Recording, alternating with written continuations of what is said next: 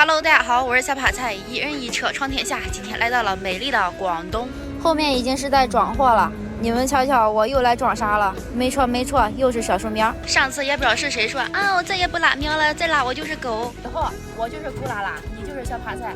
汪汪汪！给大家介绍一下，说大家好，我是小趴菜。过来，过来。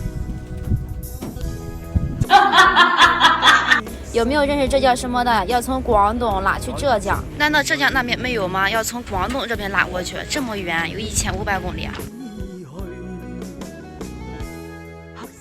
他们的货已经装好了，现在轮到我表演盖雨布。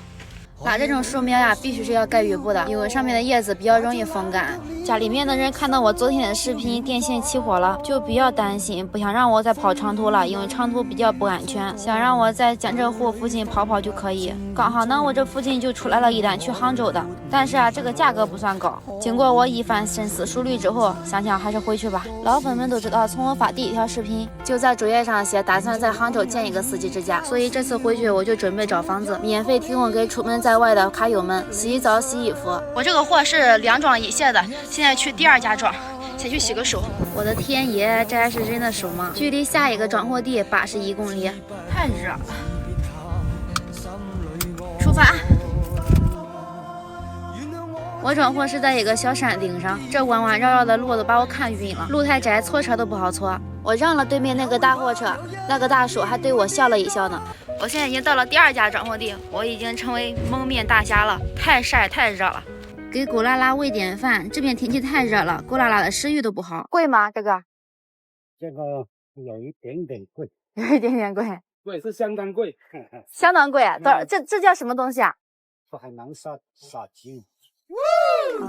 现在是又换了另一家装树苗的地方，接单的时候也没告诉我要换这么多地方装呀，太热了，去买瓶水喝，来一瓶性价比最高的吧。一点点货换了18个地方装，现在目前为止我到这个花木城的园区已经换了3个地方了，这是第4个地方。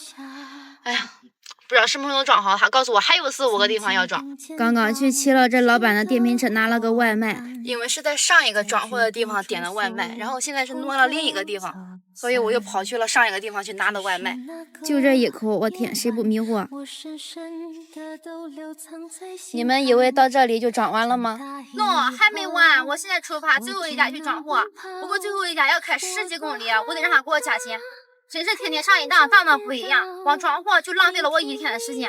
原本以为在上午12点之前就能装好，这一折腾啊，又到了下午。现在到了最后一家装货的地方，这个装完就可以出发了。货是从早上7点钟装到现在下午的2点，还没装好。但是他要求我明天下午给他送到1400公里，天呐，不要命了！我还够的。经历过绝望吗，家人们？搁高速上限牛只能跑个20多迈。这不是要了人的命吗？1400公里加急赶时效，从广东出发浙江杭州，现在货已经装好了，出发。出发之前，先来把导航导好。下午的3点多钟了，收货人的意思呢，让我明天的下午到达。这时间是有点赶的，路上还要吃饭睡觉呀，货车又跑不快，我这个车只能跑个80多迈。但是我的宗旨是什么？无论货再急，运费再重要，我还是要保证我自己的安全。这个4米2厢货他车怎么翻了？我估计是拐弯拐得太快，上高速。最近我看评论区啊，好多人在说我不是一个人在开车。其实啊，动动脑子就知道了。如果是2个人在开车，打1个人的名义，我敢把车牌露出来吗？那肯定是不敢的呀。但是不露车牌这个观点啊，我只代表我自己哦。也有很多女司机没露车牌，这个做法也是正确的，因为毕竟一个女的在外面，首先保证的是自己人身安全啊。不过我不怕，我比较虎，不知不觉从白天就开到了黑夜，正验证了那句话：关关难过关关过，夜夜难熬夜夜熬。油箱又见底了，来服务区加个油，上个厕所。这服务区还不错，还有女士专用停车位，咱这女士的地位一下又上去了。本来是想在这个服务区休息一会儿的，但是我看那边停了一个帽子叔叔的车，就不敢再多做停留。这边都是山路，不大好开，一会上坡一会下坡。才开到了12点，我就困得不行，就想睡觉。原因是我刚开了2200公里来到广东，还没调整好呢，就接了这个急货1500公里的。所以说，不管明天这货主催不催我都得睡觉了，身体撑不住。在这里呢，我想嘱咐各位同行们，一定不要疲劳驾驶，感觉困了就进服务区休息。赚钱固然重要，但是都没有我们的安全重要。洗了把脸，继续出发。现在距离目的地还有842公里。本来是打算睡到5、6点就起床，但是这一觉又睡到了7点。不行啊，实在是起不来，太困了。你经历过绝望吗，家人们？搁高速上限牛只能跑个20多迈，这不是要了人的命吗？这应该是排气故障灯导致的限速。这主要前边吧还有最低限速60的抓拍。哎呀，这违章我这一路上都不知道被拍多少了。看着旁边一辆一辆超我的车，内心特别着急。可以想象在高速上跑个30迈，后面的车不停地按喇叭，但是我想加油门又加不动，那种心情简直是无法形容。我现在到服务区了，然后朋友刚教我，让我爬到车底面，把一个插头给拔掉，然后就能暂时正常行驶。我现在就要钻到这个车底里面。然后他告诉我是这个插头我已经给拔掉了，拔掉之后怕这个线子磨来磨去，我用扎带给它固定一下。此时此刻我觉得我特别像一个蛆，一点一点往外面蹭。我朋友告诉我，拔掉之后它就不限牛了，但是仪表盘上面不会显示你跑了多少迈。我现在只能依靠就是导航上面显示。还有就是照这情况，今天下午是卸不了货了。本来收货人让我今天下午到，下午给我卸。我这种情况还有将近700公里，现在已经是11点了，怎么还能卸得了呀？明明是卸不了了。待会儿给收货人打个电话，问明天早上卸行不行？又来吃服务区35元的自助，吃到一半的时候，我一回头发现全部都是男士，而且我感觉大多数都是司机。继续出发了，希望这次不要再给我搞那么幺蛾子，不要再给我限牛了，真的我要崩溃了。幸好是把那个拔掉之后就变得正常多了，最起码不限速，不跑到20-30，上坡的时候也稍微有点近。可以想象早上3个小时才开了100公里是啥概念。接下来的路程就没敢怎么休息，只进服务区加了1次油，就是希望能早点赶到，早点卸货。在我坚持不懈的努力下，小山东下高速。我现在已经到达卸货地了，但这个货今天晚上卸不了了，我要早到一会儿，早到1小时也能卸掉。但是没办法，车的限速耽误了好长时间。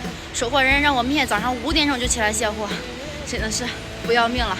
狗拉拉跟着我也是受苦了，今天吃的第一顿饭。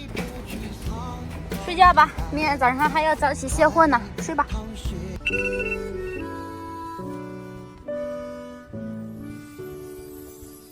我的纸飞机呀飞呀飞，飞到了路当边。带我去看落日晚霞，还有开满花的田野。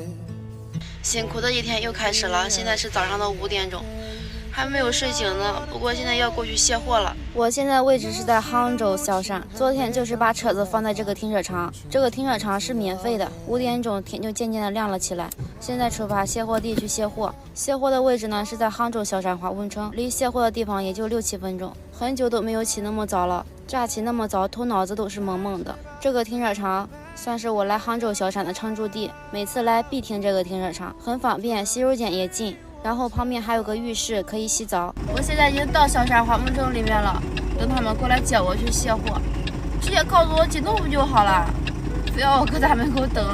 前面这个骑电瓶车的大叔就是过来接我卸货的人，怪不得不告诉我几栋呢，原来是卸在外面的。他让我开到这个巷口里面来，我跑下去看看我是倒进去还是开过去。经过我对地形的一番查看后，我还是倒进去吧，开进去的话里面不好调头，主要这个路太窄了，也太考验我的技术。满满的一车小树苗，不过啊就他们2个人卸，不知道2个小时能不能卸完哦。不小心把这盆花给蹭倒了，狗拉拉还在笼子里一脸没有睡醒的样子。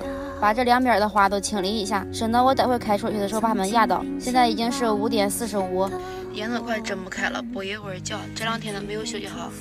前2天吧，刚跑了2200公里，从北京去的广东，然后还没来得及休息呢，就接了这个1500公里的急活。趁他们卸货的功夫，我就补一会儿觉。最近呢，我是不打算跑长途了，就在江浙沪附近几百公里倒段就行，因为跑长途实在是太累。那个地方卸完，现在又来到华文城里面开始卸了。把我车上剩下的货倒在这个平板车上面，剩的货也不多了，快点卸吧，赶紧卸完我好赶紧走人。那个平板还装了别的货没装下，华文城的老板娘又叫了个货拉拉来装剩下的货。我觉得他这个车叫的有点大了，就剩这么点儿，我觉得蒸面包应该也能装下。现在是早上的9点了，卸了4个小时也一车货。哎呀，这车货真的是拉的后悔。真羡慕人家开箱货的，装好货门一关就可以走人了，不像我还要关边门、收雨布、绑绳子。明明赚着差不多的钱，但是干的活却比别人干的累。我车上还剩了好多泥土呢，待会开到外面去，还得找个地方把车上的泥土清理一下。清理完泥土，找个浴室好好洗个澡，睡上一觉。